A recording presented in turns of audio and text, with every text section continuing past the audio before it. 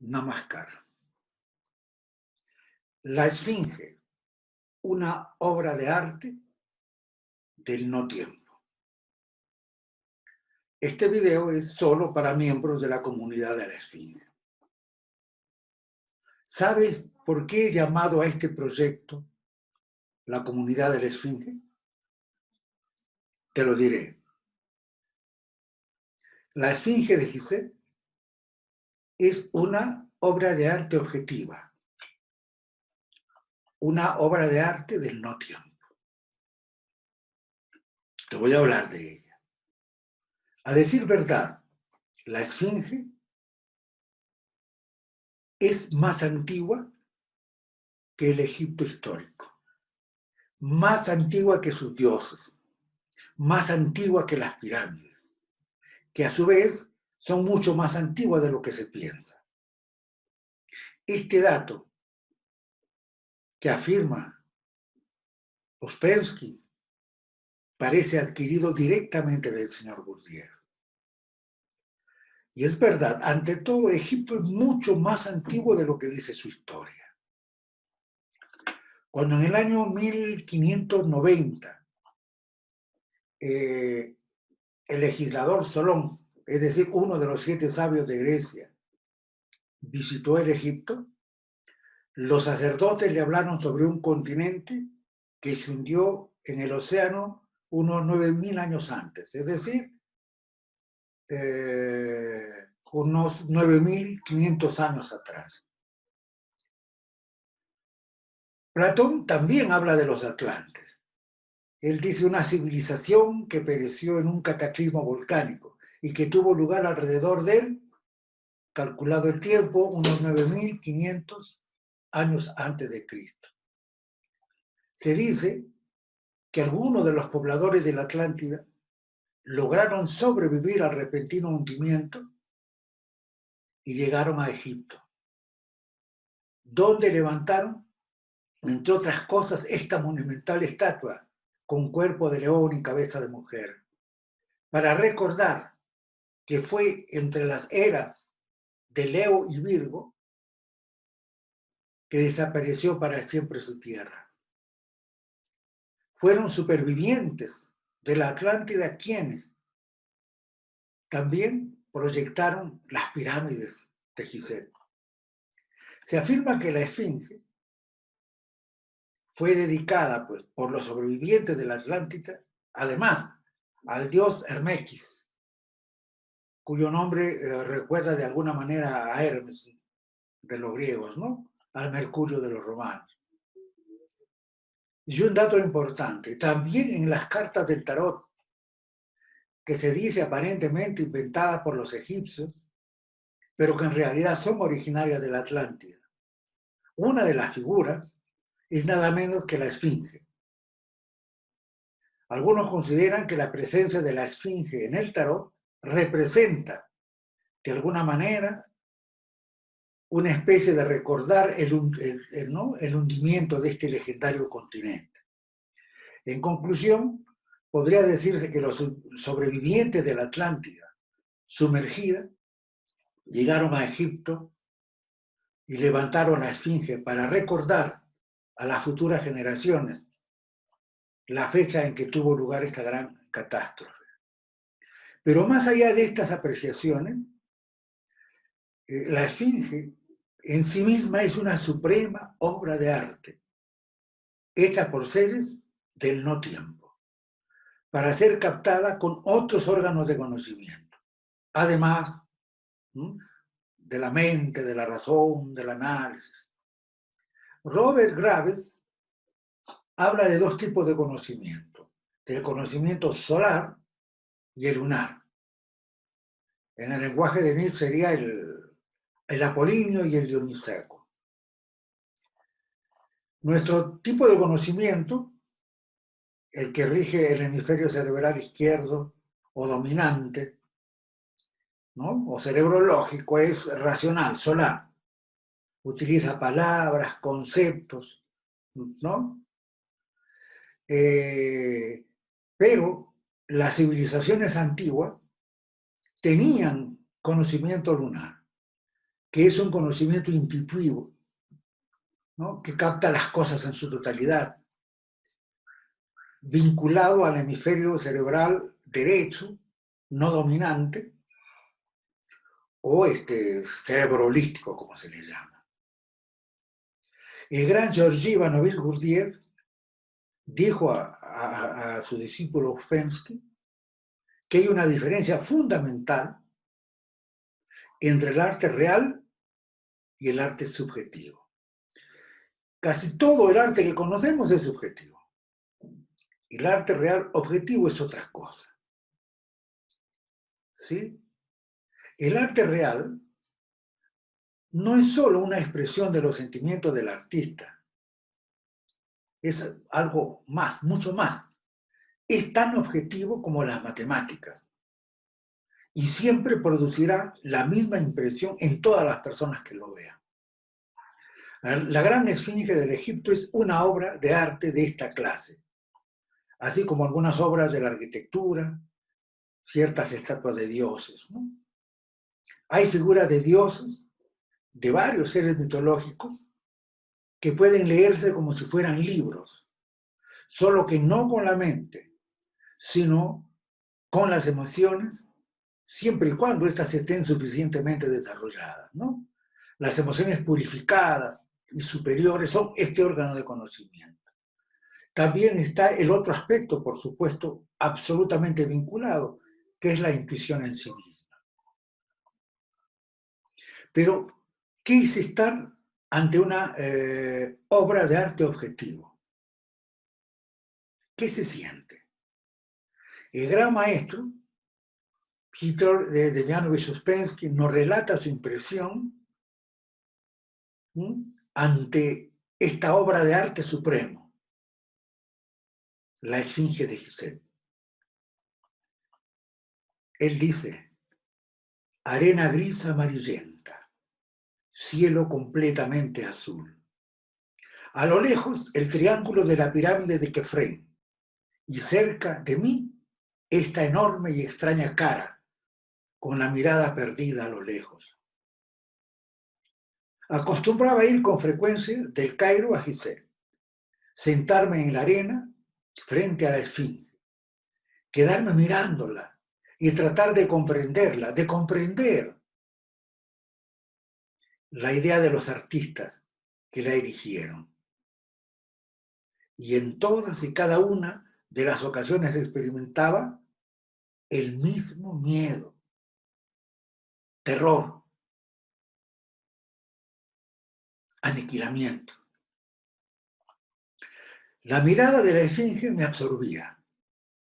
Una mirada que hablaba de misterios fuera de nuestra facultad de comprensión.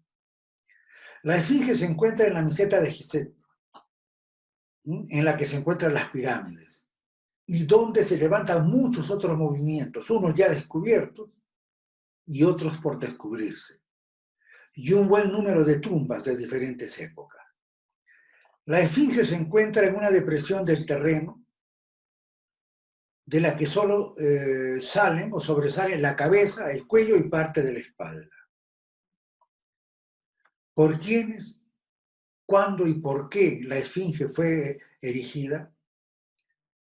Son datos que se ignoran totalmente. La arqueología de nuestros días considera a la esfinge como un monumento prehistórico. Esto quiere decir que hasta para los más antiguos, de los antiguos egipcios, ¿no? Los de las primeras dinastías, 6 o 7 mil años antes del nacimiento de Cristo, la esfinge era el mismo enigma que hoy es para nosotros. ¿Por quiénes? ¿Cuándo? ¿Y por qué fue erigida? De la tabla de piedra grabada con dibujos y jeroglíficos encontrada entre las garras de la esfinge, partió alguna vez la suposición de que la figura representa la imagen del dios egipcio Haramakuti, el sol del horizonte. Pero desde hace mucho tiempo se ha concluido que esta es una interpretación absolutamente sin base y que la inscripción probablemente se refiere a alguna restauración parcial hecha relativamente en fecha posterior.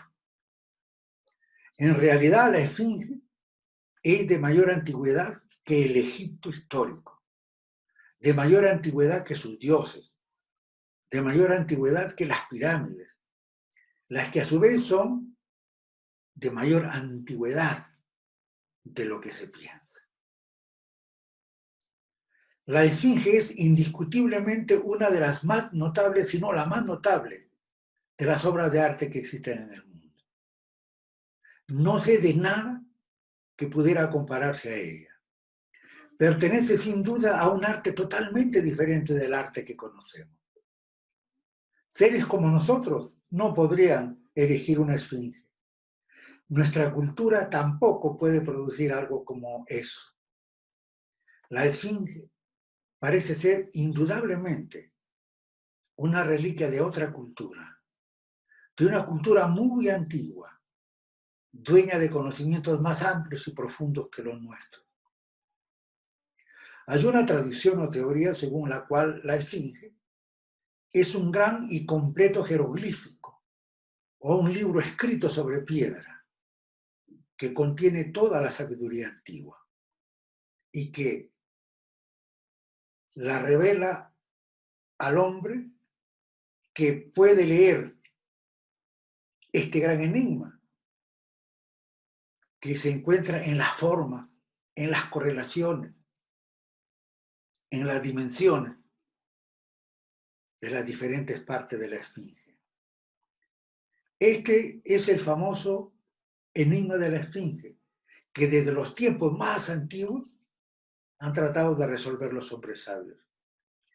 Algún tiempo antes, al leer las obras que hablaban de la esfinge, me había parecido que sería necesario acercarse a ella con todo el equipo de un conocimiento diferente del nuestro, con alguna nueva forma de percepción, con cierta clase especial de matemáticas, y que sin el auxilio de estos elementos sería imposible descubrir algo en ella. Pero cuando vi la esfinge con mis propios ojos, sentí en ella algo de lo que nunca había leído o oído. Algo que inmediatamente la colocó ante mis ojos, entre los más enigmáticos y al mismo tiempo fundamentales problemas de la vida y del mundo.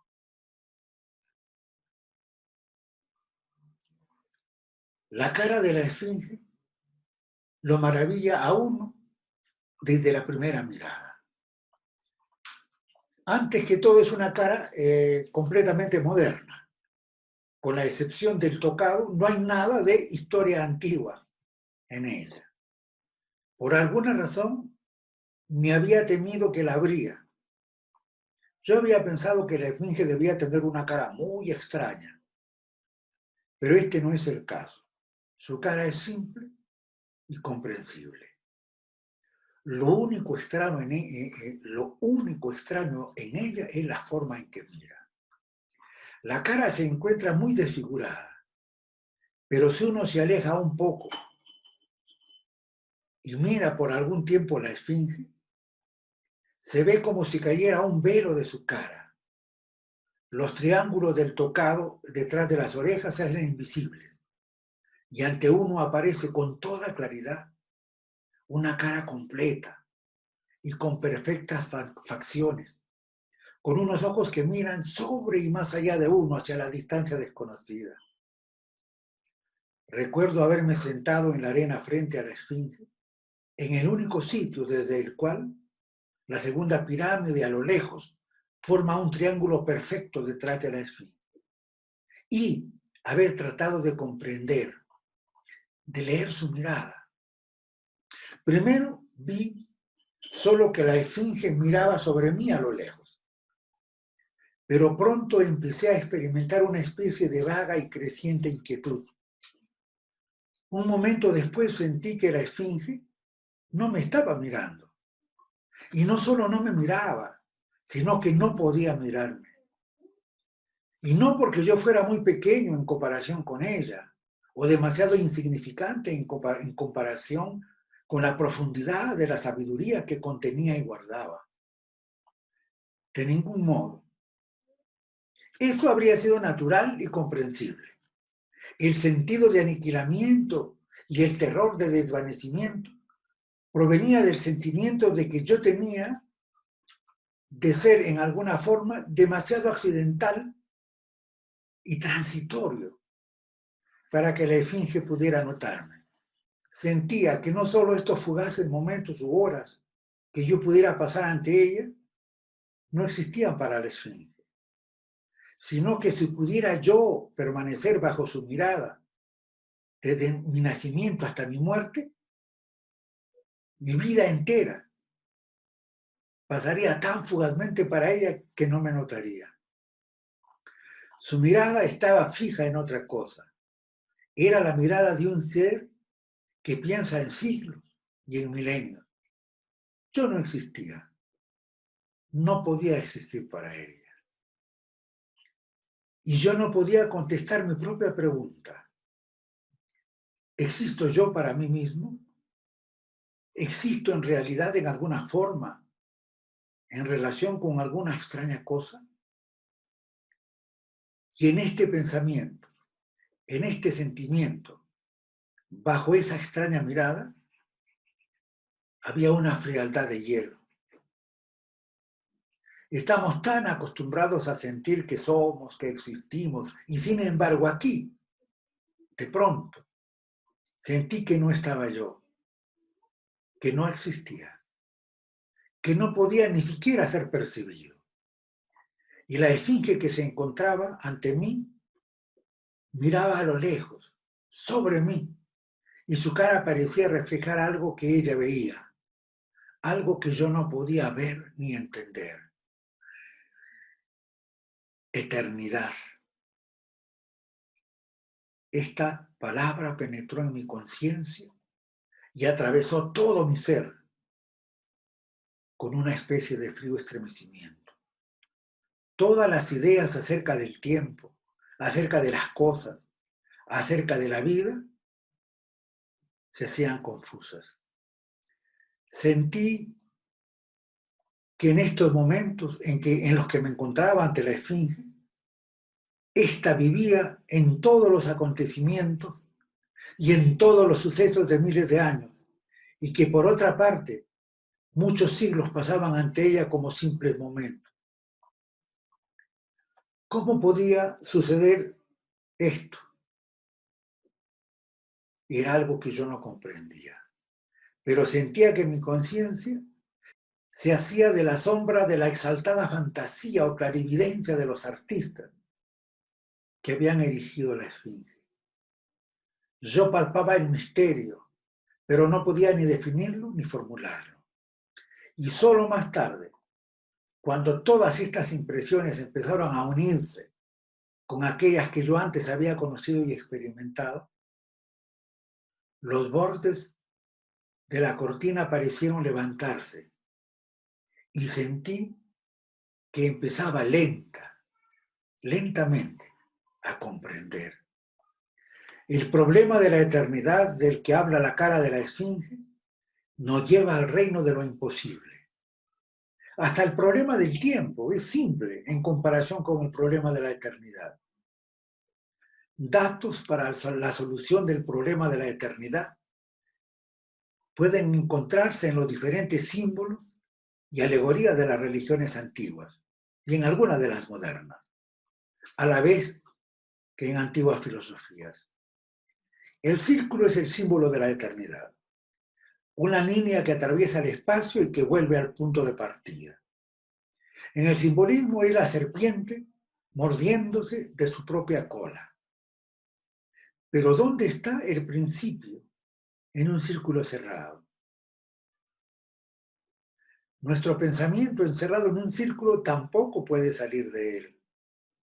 Es necesario un esfuerzo heroico de imaginación, un completo rompimiento con todo lo lógicamente comprensible, natural y posible para poder descubrir el secreto de este círculo y para encontrar el punto en el que el fin se une con el principio, donde la cabeza de la serpiente muerde su propia cola. La idea del eterno retorno, que para nosotros se encuentra conectada con el nombre de Pitágoras y en los tiempos modernos con el de Nietzsche, es especialmente el impacto de la espada en el nudo del carro gordiano. Solo en la idea del retorno, de repetición sin fin, podemos comprender e imaginar a la eternidad. Pero debe recordarse que en este caso no tendremos ningún nudo delante de nosotros, sino sus dos partes separadas. Y habiendo comprendido de la naturaleza del nudo en este doble aspecto dividido, tendremos que unir después estos fragmentos, otra vez en el pensamiento, y hacer de ellos un todo.